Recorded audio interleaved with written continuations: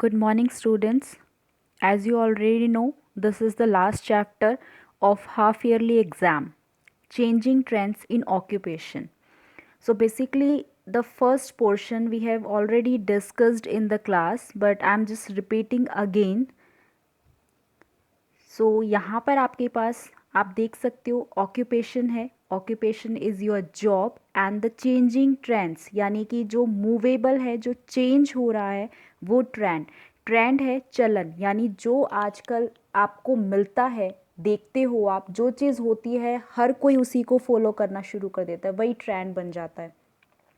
ये किसी भी चीज़ में हो सकता है, मे बी क्लोथ्स में हो सकता है, फैशन डिज़ाइनिंग में हो सकता है, या किसी भी टाइप में.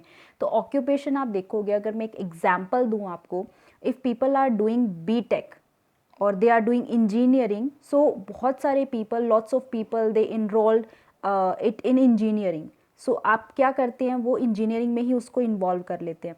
कुछ हैं जो आप क्या बनना चाहते हो, एस्ट्रोनॉट बनना चाहते हो, बहुत सारे हैं, पीछे पीछे ट्रेंड चल जाता है कि एस्ट्रोनॉट्स बनना है सबको. तो जो ट्रेंड चल जाता है ना, लोग जिसको फॉलो करते हैं बहुत सारे, तो वही ट्रेंड बन जाता है. तो ऑक्यूपेशन में क्या क्या चेंजेस आए हैं, तो वो हम इस चैप्टर में बेसिकली देखने वाले हैं. हमने डिस्कस कर लिया है क्लास में कि ऑक्यूपेशन ऑफ विलेजर्स, यानी जो विलेजर्स हैं, देयर मेन ऑक्यूपेशन क्या है, उनका main occupation the farming. So farming उनका मेन ऑक्यूपेशन है. दे आर डूइंग फार्मिंग, और क्रॉप्स वो ग्रो करते हैं, और after that they cut it, harvest it and then sell it in the market and use it also. So वो use भी करते हैं, साथ में वो उनको सेल भी करते हैं जो उन्होंने क्रॉप्स उगाई है, because they have a large land. अब यहाँ पर लैंड बहुत ज़्यादा है उनके पास, तो बहुत सारी क्रॉप्स भी है, अच्छे से अर्न भी कर रहे हैं मनी, क्योंकि काफ़ी क्रॉप्स को वो क्या करते हैं, सेल भी कर देते हैं. अब यहाँ पर जब वो सेल कर देते हैं, एग्रीकल्चर जब वो करते हैं, उसके बाद यहाँ पर एक छोटी सी स्टोरी है बहरामपुर की. Odisha is a state and Berhampur is a village in Odisha. So Odisha के अंदर बहरामपुर एक विलेज है. बहुत सारे लोग हैं वहाँ पर जो इस एग्रीकल्चर से रिलेटेड हैं, यानी कि फार्मिंग वो बहुत करते हैं. और एनिमल हस्बेंड्री, एनिमल हस्बेंड्री यानी पशुपालन, यानी कि जो हमारे एनिमल्स हैं, ठीक है, काऊ है, बफेलोज़ है, इनका भी पालन करते हैं, गोट है, तो इनकी देखभाल करते हैं. इनसे जो मिल्क, हमें चीज़, जो भी हमें प्रोडक्ट मिलते हैं, वो चीज़ वो यूज़ करते हैं. बहुत सारे ऐसे नॉन एग्रीकल्चरल ऑक्यूपेशंस भी हैं. देखो, एग्रीकल्चर यानी कि जो फार्मिंग से रिलेटेड है, but non agriculture, non means यानी नहीं, एग्रीकल्चर से जो रिलेटेड नहीं है वो सारे कहलाते हैं नॉन एग्रीकल्चरल. जैसे कि black Smith. So first picture में आप देख सकते हो, आयरन से एक हैमर को, हैमर से जो है एक आयरन को थोड़ा हैम किया जा रहा है, तो मतलब एक तरीके से उसको शेप दी जा रही है. तो जो लोहे की चीज़ें बनाते हैं वो ब्लैक स्मिथ कहलाते हैं, लोहार. Then second is carpenter. तो लास्ट पिक्चर में आप कारपेंटर को देख सकते हो, जो लकड़ी बनाने वाला होता है, जो शेप देता है लकड़ियों को, जो विंडोज़ बनाता है, हमारे डोर्स बनाता है. पॉटर इज़ आवर कुम्हार, ठीक है, तो कुम्हार घड़े बनाता है बेसिकली. वीवर है, these are the example. Weaver होते हैं बुनकर, जो कपड़े बुनते हैं या चटाई बुनते हैं. So these are the example of non agriculture. आप बहुत सारे ले सकते हो, ठीक है, जैसे स्वीपर्स होते हैं, सफाई करने वाले हैं, या मैं आपसे बात करूँ, सिर्फ फार्मिंग को छोड़कर जितने भी एक्टिविटीज़ होती हैं, जितने भी ऑक्यूपेशंस हैं, वो सारे नॉन एग्रीकल्चर कहलाते हैं. जो फार्मिंग से रिलेटेड है, जैसे डेयरी वाले प्रोडक्ट आप कर रहे हो, फार्मिंग क्रॉप्स से रिलेटेड आप कर रहे हो, ठीक है, ये चीज़ आपकी विलेज में बहुत फेमस है. देन बहुत सारे ऐसे हैं जो हैंडीक्राफ्ट भी चीज़ें बनाते हैं. हैंडीक्राफ्ट, हैंड मतलब हाथों से बनाई गई कला, यानी कुछ भी ऐसी चीज़ जो आप हाथों का उसमें यूज़ करते हो. देन पपेट्स, ठीक है, कठपुतलियाँ होती हैं, बास्केट्स बनती हैं, मैट बनाते हैं लोग, जो नीचे चटाई जैसे हम कहते हैं.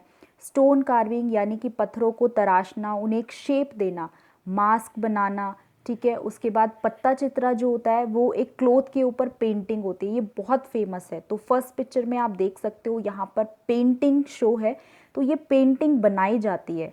सो बास्केट बनाना, ये आप देख सकते हो, बास्केट की पूरी शेप है कि कैसे फर्स्ट से लेकर लास्ट तक कैसे एक टोकरी बनती है.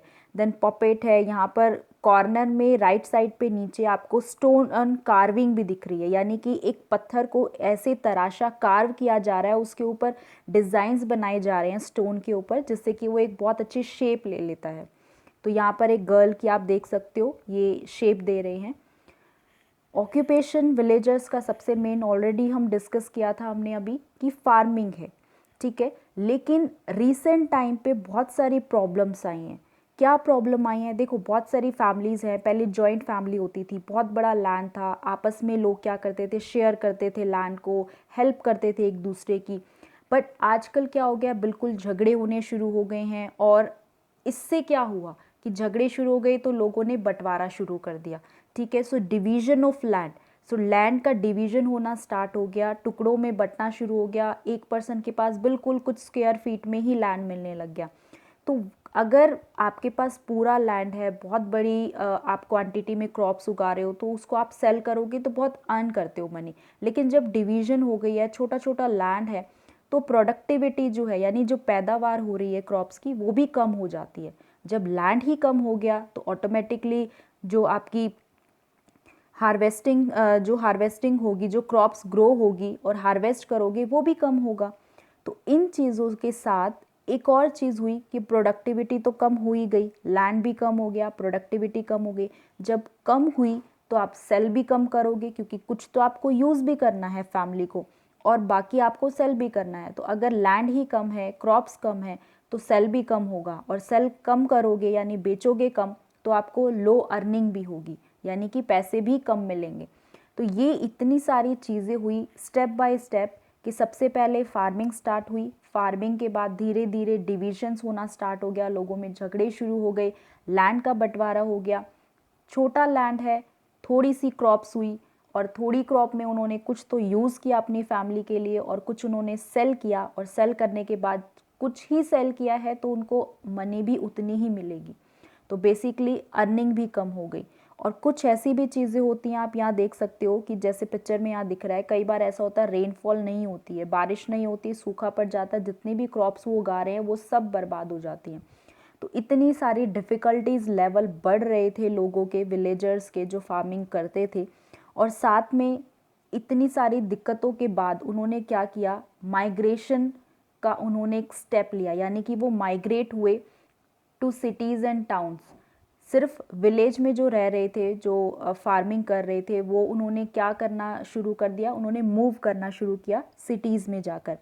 और अपॉर्चुनिटी जो थी, यानी कि जो लोगों को मिल रही थी, जैसे नॉन एग्रीकल्चर में लोग इन्वॉल्व थे, जैसे कि ब्लैक स्मिथ जो थे, आयरन की चीज़ें, जो हिंदी में अगर मैं टर्म की बात करूँ, जो अगर वैसे इंग्लिश में सिकल्स कहते हैं, जो कस्सी या जो भी दराती होती है जिसे काटते हैं फसलों को, तो वो जो चीज़ें थी, वो जो ब्लैक स्मिथ बना रहा था, लोहार बना रहा था, उससे वो फार्मर्स ले रहे थे, खरीद रहे थे। लेकिन अब फार्मर ही नहीं बचे, वो मूव कर गए, खेती ख़त्म हो गई, तो उनकी भी अर्निंग कम हो गई, क्योंकि खरीदने वाले फार्मर ही नहीं बचे, वो तो माइग्रेट हो गए।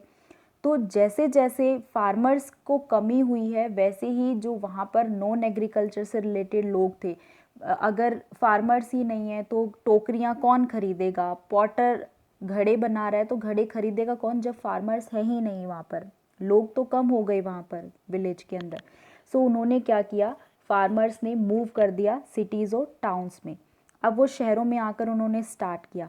देखो, शहरों में तो वो आ गई, उन्होंने सोचा कि चलो फार्मिंग से कुछ काम नहीं बन रहा, हम बाहर जाते हैं शहरों में, वहाँ पर जाकर कुछ अच्छा सा काम करेंगे। लेकिन आपको पता है सिटीज़ में जब तक आपके पास अच्छी एजुकेशन नहीं है, आपके पास प्रॉपर ट्रेनिंग नहीं है, तो आप कोई अच्छी जॉब नहीं कर सकते हो। तो जब उन्होंने यहाँ पर वो आए फैक्ट्रीज़ में, ऑफिसेज़ में, तो उन्हीं लोगों को जॉब मिलेगी ना जो स्टडी करते हैं, जिनके पास डिग्रीज़ हैं या उनके पास ट्रेनिंग है, उन्होंने की हुई है, चीज़ें सीखी हुई हैं। लेकिन ऐसा लोगों ने कुछ नहीं सीखा था, फार्मर्स को तो सिर्फ फार्मिंग आती है। तो यहाँ पर आकर उन्हें कोई भी जॉब नहीं मिल रही थी, तो उन्होंने छोटी छोटी हट्स में, झोपड़ियों में रहना स्टार्ट कर दिया। और जो कंस्ट्रक्शन साइट होती है, जहाँ पर बिल्डिंग बनती है, वहाँ पर बोझा ढोने का काम, ढाबा में एज अ रिक्शा पुलर, जो रिक्शा चलाते हैं। कई तो ऐसे हुए कि उन्हें रिजॉर्ट कर किया गया, एक तरीके से दबाव उनके ऊपर इतना आया कि वो बेगिंग भी करनी उन्होंने स्टार्ट कर दी, यानी कि उन्होंने भीख मांगना भी शुरू कर दिया। तो ये जो फार्मर्स हैं, माइग्रेट होकर आए यहाँ पर शहरों में, तो इतनी सारी प्रॉब्लम्स आई कि उनके पास एजुकेशन नहीं थी, वो पढ़े लिखे इतने नहीं थे, ना ही ट्रेनिंग थी उनके अंदर। जिसकी वजह से उन्हें अच्छी जॉब नहीं मिली और उन्हें ढाबा, रिक्शा इस तरीके से काम उन्होंने करने शुरू कर दिए। Then next is mechanisation of agriculture. देखो, मैकेनाइजेशन का मतलब होता है मशीनीकरण, यानी कि एक छोटी सी सिंपल आपके पास कोई भी मशीन है, उसके अंदर आप कुछ और पार्ट्स फिक्स करते हो तो उसमें और डेवलपमेंट होता है, यानी विकास होता है उसका। फिर आप कुछ और उसके अंदर टेक्निक फिट करते हो। सपोज सिर्फ एक मशीन है जो सिर्फ आपकी जो खेत हैं, ठीक है, जो फील्ड है, आपकी लैंड है, उसको सिर्फ वो क्या कर सकती है, उसको सिर्फ खोद सकती है, ठीक है, डिग कर सकती है। सेकंड, आपने उसके अंदर कुछ ऐसी चीज़ें फिट की मशीन के अंदर जिससे कि वो खोद तो सके, साथ में वो सीड्स भी डाल सके। कुछ मशीन के पार्ट्स आपने नए फिट किए तो वो सीड्स भी डालने लग गई। फिर आपने कुछ और फिट किया ताकि जब आप हार्वेस्ट करो, क्रॉप्स को कट करो, तो वहाँ वो पूरी अच्छे तरीके से कट भी कर ले और आपकी क्रॉप्स अच्छे से निकल जाएं। तो अलग अलग मशीन, एक मशीन के अंदर बहुत सारी नई नई टेक्निक्स डालना और उसे एक बहुत बड़ी अच्छी सी मशीन बना देना, दैट इज़ मैकेनाइजेशन। चेंजेस आना, तो चेंजेस कैसे आए हैं वो मैं आपको दिखाऊंगी कि ये आप देख सकते हो। पहले बिल्कुल हाथों से कटिंग होती थी क्रॉप्स की, लेकिन यहाँ पर बहुत सारे ट्रैक्टर्स आप देख सकते हो कैसे इन्वेंट हुआ है। ये फर्स्ट जो पिक्चर है, आप हाथों से वो कटिंग कर रहे हैं, देन ट्रैक्टर्स आए और अब ये हार्वेस्टिंग मशीन जिन्हें हमें कहा जाता है, बहुत बड़ी मशीन्स होती हैं, 1 घंटे में बहुत बड़े लैंड को अच्छे से उनकी क्रॉप्स को कट कर देती हैं। सो ये हार्वेस्टिंग बहुत ईजी हो गया है as compare to before. So before जो भी पहले टाइम पर जो भी होता था, पास्ट टाइम पर, उसमें बहुत दिन लगते थे क्रॉप्स की कटिंग में, लेकिन अभी सिर्फ 1 आवर के अंदर आपकी बहुत बड़े लैंड पर ऑटोमेटिकली कटिंग हो जाती है। सो मैकेनाइजेशन कैसा हुआ है वो मैं आपको बता देती हूँ। अर्लियर टाइम्स पे कैसे होती थी ये आप देख सकते हो, पहले हाथों से, देन ट्रैक्टर जो सिंपल होते थे, ये अर्लियर वाली क्रॉप्स हैं। देन राइट साइड पे प्रेजेंट वाली हैं जो हार्वेस्टिंग मशीन्स हैं कि कैसे आप क्रॉप्स को कट सकते हो। तो बेसिकली आपको इतना अंदाज़ा हो जाएगा कि हाथों से या ट्रैक्टर जो छोटे वाला है उससे अगर आप क्रॉप्स को कट करोगे तो बहुत टाइम लगने वाला है, और जो बड़ी वाली हार्वेस्टिंग मशीन्स है उसमें सिर्फ आवर में ही आपकी क्रॉप्स टोटली कंप्लीट आपकी क्रॉप कट हो जाती हैं। ये है मैकेनाइजेशन कि कैसे कैसे एक मशीन के अंदर नए नए चेंजेस आए हैं, क्या क्या चीज़ें फिट हुई हैं जिससे न्यू डेवलपमेंट हुआ है और आप जल्दी से उन क्रॉप्स को कट कर सकते हो। सो बेसिकली यहाँ पर एक और इम्पॉर्टेंट, वैसे तो 2 इम्पॉर्टेंट चीज़ें आने वाली हैं, एक है वाइट रेवोल्यूशन, एक है ग्रीन रेवोल्यूशन। देखो, ग्रीन से याद रखना, ग्रीनरी यानी फॉरेस्ट, यानी कि आपकी फील्ड, यानी कि खेती, ठीक है। तो ग्रीन रेवोल्यूशन जो है वो एग्रीकल्चर से रिलेटेड है। पहले अभी जैसे मैंने आपको बताया कि फार्मिंग क्या हो रही थी, फार्मर्स बिल्कुल अच्छे से नहीं कर पा रहे थे, बहुत प्रॉब्लम्स आ रही थी, तो वो माइग्रेट हो गए। लेकिन अब मैकेनाइजेशन हुआ, यानी मशीनीकरण हुआ, नई नई मशीन्स बनी, तो लोगों को नए टेक्निक्स भी आने लग गई। उन्होंने मशीन्स को सीखना शुरू किया कैसे हम उसको चला सकते हैं, तो फार्मर्स दोबारा से ग्रो करने लग गए और मशीन्स आ गई, अच्छे सीड्स आ गए क्वालिटी के। फर्टिलाइज़र्स वो हैं जो आपकी क्रॉप्स में आप डालते हो ताकि एक प्लांट जो है, जो भी आप क्रॉप्स उगा रहे हो, वो अच्छे से ग्रो कर पाए, ठीक है। तो ये उपजाऊपन की तरीके से बहुत अच्छा होता है, एक प्लांट के लिए बहुत अच्छे होते हैं फर्टिलाइज़र्स।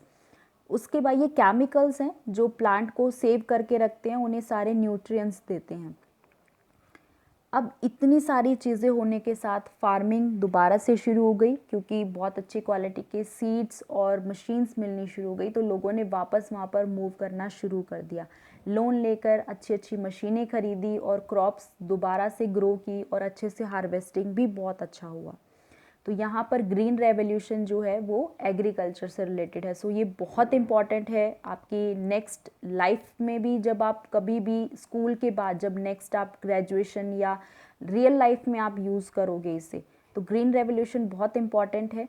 और ऑपरेशन फ्लड, ठीक है, ऑपरेशन फ्लड जिसे हम कहते हैं वाइट रेवोल्यूशन। देखो, ऑपरेशन फ्लड यानी बाढ़ आना, बाढ़ आना इन द सेंस ये नहीं है कि आप पानी में बाढ़ आ गई, नहीं, पानी वाली बाढ़ नहीं है ये है वाइट रेवोल्यूशन। वाइट आपको पता है क्या होता है, मिल्क। सो वाइट यानी कि श्वेत क्रांति। सबसे पहले सिंपल चीज़ है कि जब पीपल थे, लोग थे, वो एनिमल हस्बेंड्री कर रहे थे, पशुपालन करते थे, मिल्क बहुत अच्छा होता था, सारी फैसिलिटी होती थी, लेकिन धीरे धीरे पॉपुलेशन ग्रो हुई और ग्रो होने के साथ साथ पॉपुलेशन जब ग्रो हुई तो मिल्क की जो प्रोडक्टिविटी है, जो पैदावार है, वो कम होनी शुरू हो गई। एनिमल्स कम हैं, लोग ज़्यादा हैं और मिल्क सबको चाहिए, तो उसका यूज़ करने के लिए जो एनिमल्स हैं उनके ऊपर इतने सारे इंजेक्शंस, इतने केमिकल्स उनको दिए गए कि ताकि उनके जो मिल्क है उसका प्रोडक्शन ज़्यादा हो। लेकिन उससे उल्टा ही हुआ, ऑपोजिट क्या हुआ कि जो एनिमल्स थे वो बीमार होने शुरू हो गए। क्योंकि एक नॉर्मल, आप अगर काऊ, बफेलो, कोई भी आप देखो, नॉर्मल मिल्क दे रहे हैं तो वो ठीक है। अगर आप उसे इंजेक्शन लगा के चाहते हो कि वो बहुत ज़्यादा मिल्क दे तो वो चीज़ बहुत गलत है, उसकी बॉडी पर बहुत इफ़ेक्ट आता है। तो ऐसे ही अगर जब उन्होंने लोगों ने देना शुरू किया ताकि मिल्क ज़्यादा हो, हम और ज़्यादा लोगों को सेल करें, तो जो एनिमल्स थे उनकी तबीयत बहुत ख़राब हो गई और काफ़ी सारे एनिमल्स डेड भी हो गए, उनकी डेथ भी हो गई। सो यहाँ पर बहुत सारी दिक्कतें आई, लोग दिन ब दिन बढ़ रहे थे, पॉपुलेशन ग्रो कर रही थी और मिल्क कम होता जा रहा था, लोगों की डिमांड बढ़ती जा रही थी कि हमें मिल्क चाहिए, क्योंकि हर पर्सन को मिल्क ज़रूरी है। सो एज अ रिज़ल्ट क्या हुआ, इतनी लो प्रोडक्टिविटी हुई कि वहाँ पर स्कार्सिटी हो गई मिल्क की। स्कार्सिटी होता है कमी होना, यानी कि जो चीज़ आपको चाहिए वो नहीं मिलना। एक मार्केट के अंदर आप मिल्क लेने जाते हो, अगर आप पूरे शहर में घूम लो आपको मिल्क नहीं मिलता, दैट मीन्स वहाँ पर स्कार्सिटी हो गई है मिल्क की, यानी कि कमी हो गई है। वहाँ लोगों ने जितनी थी सब कुछ ले लिया, आधे लोग रह ही गए हैं, उन्हें मिल्क मिल ही नहीं रहा है। चाहे वो रूरल एरियाज़ की बात हो, चाहे वो अर्बन एरियाज़ की बात हो। रूरल आपके होते हैं गांव और अर्बन आपका है शहर, तो दोनों में ही मिल्क की प्रोडक्शन जो है वो बहुत कम हो गई थी। तो यहाँ पर वाइट रेवोल्यूशन में क्या चेंजेस आए, तो आप यहाँ पिक्चर में देख सकते हो, यहाँ पर एक डॉक्टर वर्गीज़ कुरियन है। जब ये कमी हुई मिल्क की तो उन्होंने सोचा कि हम कैसे इसकी प्रोडक्शन को अच्छा कर सकते हैं, तो उन्होंने वाइट रेवोल्यूशन स्टार्ट किया। उन्होंने क्या किया, गुजरात के अंदर जो आप ये डेयरी मिल्क वाले प्रोडक्ट्स देखते हो, अमूल, आपको पता है अमूल बहुत फेमस है। सो गुजरात में इसकी फैक्ट्री है, इसकी जो फुल फॉर्म है अमूल की, आनंद मिल्क यूनियन लिमिटेड। सो ये फुल फॉर्म है और अमूल में ये जो डॉक्टर है वर्गीज़ कुरियन है, इन्होंने ये स्टार्ट की वाइट रेवोल्यूशन, यानी कि इन्होंने बहुत अच्छे रिसर्च करने के बाद कि कैसे हम प्रोडक्टिविटी बढ़ा सकते हैं मिल्क की, तो इन्होंने बहुत सारी चीज़ें की अच्छी अच्छी। इन्होंने, जैसे हम एनिमल्स को खाद देती हैं, एक तरीके से हम उनको फूड प्रोवाइड करते, तो उन्होंने अच्छे फूड प्रोवाइड करने शुरू कर दिए कि आप इतने प्रोवाइड करो, एनिमल्स का ध्यान रखो, तभी आपकी प्रोडक्टिविटी बढ़ेगी। अगर आप एनिमल्स का ध्यान ही नहीं रखोगे तो मिल्क वो कैसे देंगे। इंजेक्शंस मत लगाओ, आप उन्हें सिर्फ अच्छा फूड दो, उनकी अच्छे से प्रॉपर हेल्थ का ध्यान रखो, तभी वो अच्छे से चीज़ें दे पाएंगे। तो इस तरीके से जो भी चीज़ें हुई, तो ऐसे धीरे धीरे लोगों ने भी करना स्टार्ट किया, एनिमल्स की केयर करनी शुरू की और वहाँ पर मिल्क जो था एनिमल्स ने अच्छा देना शुरू किया, उससे बहुत सारे प्रोडक्ट्स बने। ठीक है, ये आप देख सकते हो, बहुत सारे एग्जाम्पल्स हैं पर्पल में जो शो हैं। ठीक है, बहुत सारे जो मिल्क से प्रोडक्ट बनते हैं वही चीज़ें हैं। बेसिकली आप कर्ड, दही पाउडर, कंडेंस्ड मिल्क होता है, ठीक है, स्किम्ड मिल्क है, अच्छे से उसकी क्रीम निकाल कर वो बनाया जाता है, घी होता है, चीज़ है, बटर है, ये सब चीज़ें हमें यहीं से मिलती हैं, मिल्क से ही। सो इसकी जो डेफिशिएंसी हो गई थी, जो कमी हुई थी मिल्क की, धीरे धीरे ये ग्रो करनी शुरू हो गई और 700 टाउन्स थे जहाँ पर ये मिल्क प्रोडक्शन स्टार्ट हो गया। लोगों ने, जो फार्मर्स थे, जो डेयरी का काम करते, वो भी मिल्क, जो अमूल की जो कंपनी है उससे जुड़ गए और उन्होंने मिल्क सप्लाई करना शुरू किया। तो इस तरीके से मिल्क की जो कमी थी वो अमूल ने दूर करनी शुरू की। आप जगह जगह देख सकते हो, छोटी छोटी शॉप्स बनी हुई हैं अमूल की, या कोई भी आप किसी भी शॉप पर आप जाकर मिल्क ले सकते हो जहाँ पर मिल्क मिलता है, तो अमूल के सारे प्रोडक्ट्स मिलते हैं आपको। तो जितनी भी कमी हो गई थी मिल्क की, तो वो मिल्क की कमी उन्होंने पूरी की। सो ये वाइट रेवोल्यूशन है, फार्मर्स ने भी जुड़े, बहुत सारे गांव के लोग जुड़ गए थे, एनिमल्स का ध्यान रखना शुरू किया, केयर की गई उनकी, जिससे कि प्रोडक्शन बहुत अच्छा हुआ। और जब प्रोडक्शन अच्छा हुआ तो क्या क्या चेंजेस आए। अब देखो, प्रोडक्शन अच्छा हो गया, एनिमल्स का ध्यान रखना है, तो एनिमल्स का ध्यान रखोगे तो उसके लिए भी तो कुछ चाहिए। तो तो एनिमल्स का ध्यान रखने के लिए वेटरनरी जो हमारे डॉक्टर्स होते हैं, जो एनिमल्स के स्पेशलिस्ट होते हैं, उनकी जॉब्स आ गई, क्योंकि अब एनिमल्स का तो ध्यान रखना है तो डॉक्टर्स चाहिए ही आपको। अगर एक फार्मिंग आप कर रहे हो, एनिमल्स का ध्यान रख रहे हो, एनिमल हस्बेंड्री कर रहे हो बहुत लार्ज नंबर में, जैसे आप पिक्चर में देख सकते हो, तो इनकी बार बार चेकअप करने के लिए एक वेटरनरी डॉक्टर होना चाहिए। साइंटिस्ट जो बार बार मिल्क की जो है जांच करते हैं कि कितना अच्छी क्वालिटी का मिल्क वो दे रही हैं, कितना नहीं दे रही हैं। या डेयरी फार्मिंग से रिलेटेड जब आप मशीन के थ्रू मिल्क निकालते हो, ठीक है, या आप डेयरी प्रोडक्ट बनाते हो, तो इसमें मेंबर्स भी चाहिए आपको प्रोडक्ट बनाने की। एक सिंगल पर्सन तो नहीं कर सकता, इतने सारे एनिमल्स अगर मिल्क देते हैं तो एक पर्सन का तो काम नहीं है कि उसको हैंडल कर पाए। बहुत सारे लोगों की ज़रूरत पड़ी, डॉक्टर्स की ज़रूरत पड़ी, साइंटिस्ट की ज़रूरत पड़ी। तो लोगों की क्या हुई, ऑक्यूपेशंस भी आने शुरू हो गए नए नए, जो ट्रेंड बनना शुरू हो गया कि मिल्क अच्छा हो गया है तो डॉक्टर, साइंटिस्ट एनिमल्स का ध्यान रखने के लिए उनकी भी जॉब्स आनी शुरू हो गई। तो ऑक्यूपेशन में और चेंजेस आने शुरू हो गए। अब डेयरी प्रोडक्ट है, फार्मर्स की ज़रूरत पड़ी कि फार्मर के साथ वो कनेक्ट करें। ट्रक ड्राइवर्स की ज़रूरत पड़ी ताकि ट्रक क्या करे, हर शॉप पर जाकर वो सेल कर पाए, उनको डिस्ट्रीब्यूट कर पाए ताकि लोग उनसे खरीद पाएँ। रिकॉर्ड कीपर यानी कितना मिल्क आया, कितना गया, पूरी कंपनी में क्या क्या चीज़ें हुई, वो सब का रिकॉर्ड रखने के लिए एक रिकॉर्ड कीपर हुआ। तो ये ऑक्यूपेशन यानी ये जॉब्स बननी शुरू हो गई लोगों की नई। एक चीज़ से देखो, सिर्फ मिल्क कम था, उससे क्या क्या नए ऑक्यूपेशंस आने शुरू हो गए। अगर आप अच्छा प्रोडक्शन करना चाहते हो, आपको बहुत सारे लोगों की ज़रूरत है, अलग अलग ऐसे प्रोफेशनल की ज़रूरत है जो आपकी हेल्प कर सके, तो आपको जॉब भी लेनी शुरू हो गई लोगों की। सो वाइट रेवोल्यूशन जो है एक अचीवमेंट है, यानी कि एक अच्छी प्रगति है। खेरा डिस्ट्रिक्ट है ये, कैरा डिस्ट्रिक्ट जो है वो गुजरात के अंदर है, और ये है मिल्क प्रोड्यूसर्स है सबसे ज़्यादा। और ये एक तरीके से गवर्नमेंट नहीं है अमूल, गवर्नमेंट प्लस प्राइवेट दोनों मिक्सअप है, क्योंकि वर्गीज़ कुरियन वो प्राइवेट थे, उन्होंने जब ये स्टार्ट किया तो गवर्नमेंट ने भी उनके साथ टाई अप किया, और ये मिक्स है, इसे हम कहते हैं कोऑपरेटिव। सो कोऑपरेटिव का मतलब होता है गवर्नमेंट और प्लस प्राइवेट दोनों मिक्स काम करते हैं। तो यहाँ पर गवर्नमेंट की उसमें भी आपको अमूल मिल जाएगा, या प्राइवेट आप कहीं पर भी जाकर अमूल के जितने भी मिल्क प्रोडक्ट्स हैं वो आप ले सकती हो। तो यहाँ पर ये आप देख सकते हो फैक्ट्री है गुजरात में अमूल की, और ये कॉर्नर पे नीचे ये सिंबल है अमूल में, जो एक गर्ल है जिसका स्टैचू बना हुआ है। तो ये अमूल का बहुत फेमस लोगो है। सो हम यहीं तक अभी फिनिश करते हैं। नेक्स्ट अभी आप सेकंड वीडियो में मैं उसको कवर करूँगी। सो हमने सिर्फ यहाँ तक सिर्फ फार्मर्स की ऑक्यूपेशन क्या है, कैसे वो माइग्रेट हुए, ग्रीन रेवोल्यूशन क्या है एंड वाइट रेवोल्यूशन क्या है। तो हमने सिर्फ ये 4 चीज़ें देखी हैं। तो doctor Varghese Kurien is very important name, इसको ज़रूर लर्न कर लेना। अमूल की फुल फॉर्म मैंने आपको अभी बताई थी, अमूल की क्या है, आनंद मिल्क यूनियन लिमिटेड, ठीक है। ये गुजरात में है, बहुत फेमस फैक्ट्री है मिल्क की। ग्रीन रेवोल्यूशन आया है, ठीक है। ग्रीन किससे रिलेटेड है, एग्रीकल्चर से रिलेटेड है। तो यहाँ तक हम इस वीडियो को फिनिश करते हैं। We will do the next portion in the next video.